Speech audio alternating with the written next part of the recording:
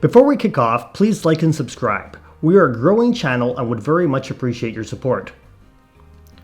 Despite dire weather reports, Yum-Chaac, the Mayan god of rain, seems to have smiled upon the small town of Tahmek and its second ever Festival del Globo Maya.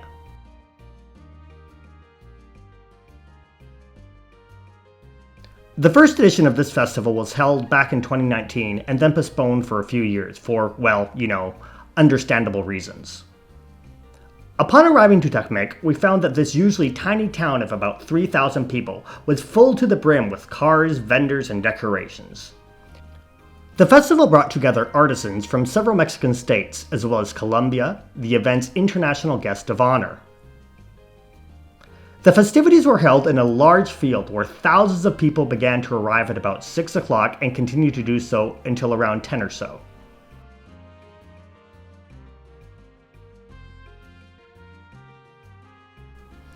The balloons themselves were all made from paper, so more than a couple of them, especially the smaller ones, went up in flames once elevated and exposed to the most minimal breeze. Many of the folks in attendance were from Mérida, Izamal, and other surrounding cities and towns, though a handful of international tourists could be seen partaking in the fun. The festival kicked off at about 7 p.m. with the release of several balloons, including twin balloons created locally with honeybee motifs, as honey production is one of the region's most important activities. Another of the hot air balloons which caused the most excitement, especially among children, were large paper figures of elephants and the iconic pink panther.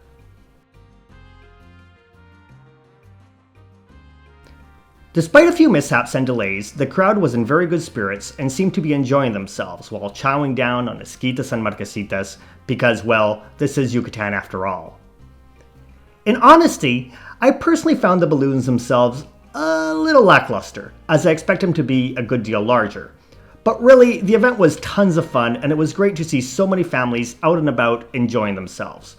One thing's for sure, Yucatecos really know how to throw a party. There were also several stands selling food and goods from surrounding communities like Jocabá, Sellé, and Joctún. They included everything from embroidered dresses to honey and of course lots and lots of food.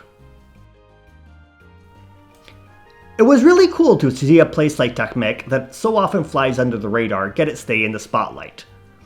The community is really quite lovely and worth a visit any time of year.